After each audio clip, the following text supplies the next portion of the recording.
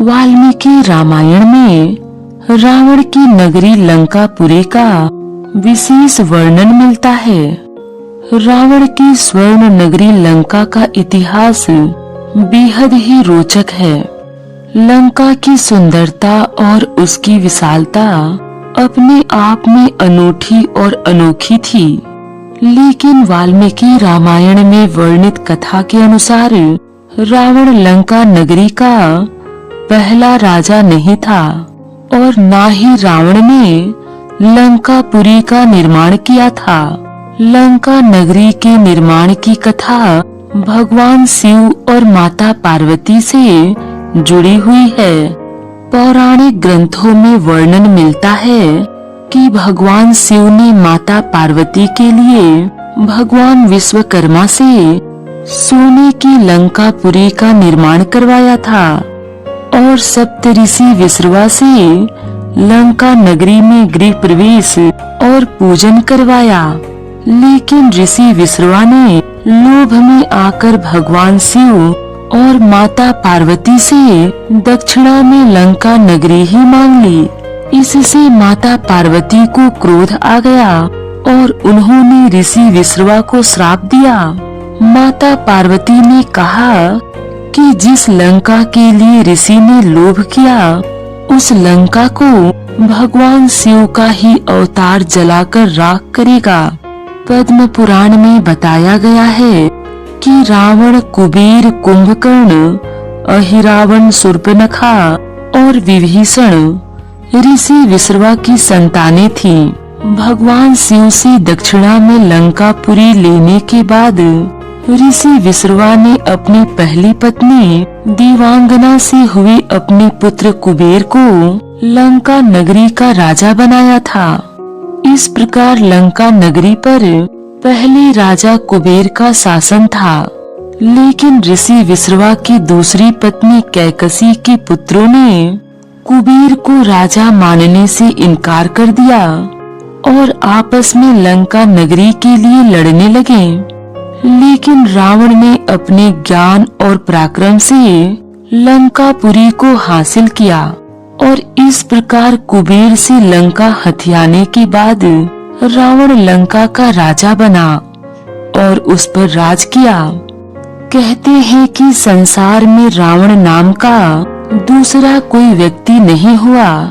रावण एक कुशल राजनीतिज्ञ, सेनापति और वास्तु शास्त्र का मर्मज्ञ होने के साथ साथ तत्वज्ञानी तथा बहुविद्याओं का जानकार था। राम कथा में रावण ऐसा पात्र है जो प्रभु श्री राम की उज्जवल चरित्र को उभारने का काम करता है। रावण आधा ब्राह्मण और आधा राक्षस था। उसके पिता ब्राह्मण और माता राक्षसी थी।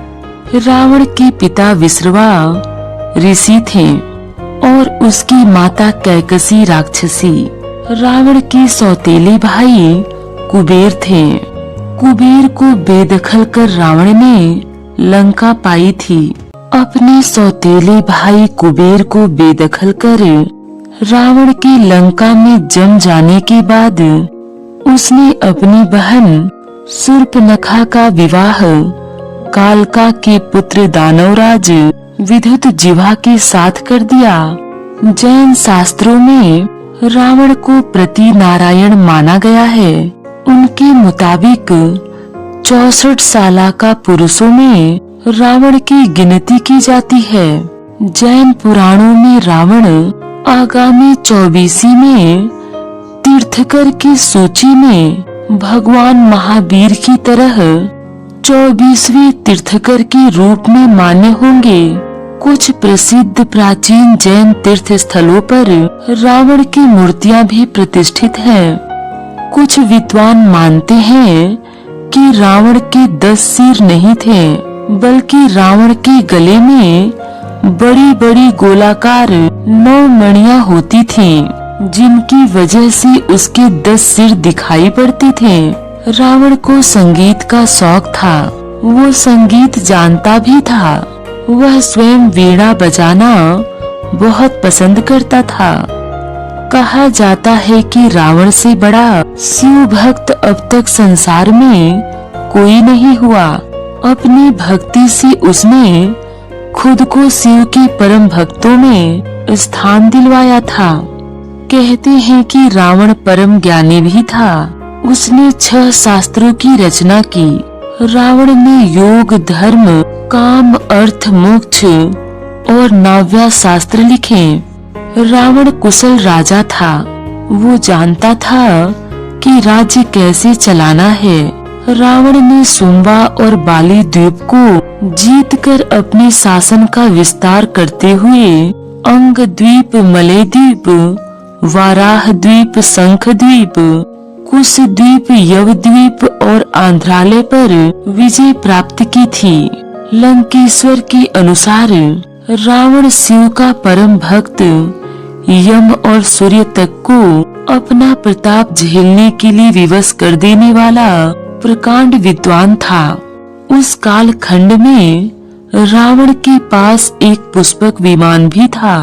रावण के पुष्पक विमान की विशेषता थी कि वह विमान छोटा या बड़ा किया जा सकता था। पुष्पक विमान में इच्छानुसार गति होती थी और बहुत से लोगों को एक साथ यात्रा करवाने की क्षमता थी। लेकिन रावण की लंका कहाँ थी, इस विषय में खोजकर्ता अपने अपने मत रखते हैं, जिनमें वे उन ऐतिहासिक तथ्यों को नजरअंदाज कर देते हैं जो कि वाल्मीकि रामायण में बताए गए हैं या कि देश भर में बिखरे हुए हैं।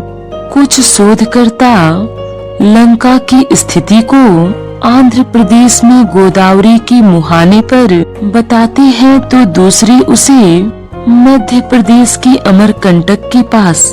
लेकिन मान्यता है कि रावण का शव अभी भी श्रीलंका की एक गुफा में रखा हुआ है। कहते हैं कि श्रीलंका के रागला जंगल में स्थित एक गुफा है। यहाँ इस गुफा में रावण के शव को एक ताबूत में रखा गया है। रागला जंगल के इलाके में रावण की यह गुफा 8000 फीट की ऊंचाई पर स्थित है। यही एक विशेष लेप के साथ रावण का शव 18 फीट लंबे ताबूत में रखा गया है। इस ताबूत की चौड़ाई 5 फीट है।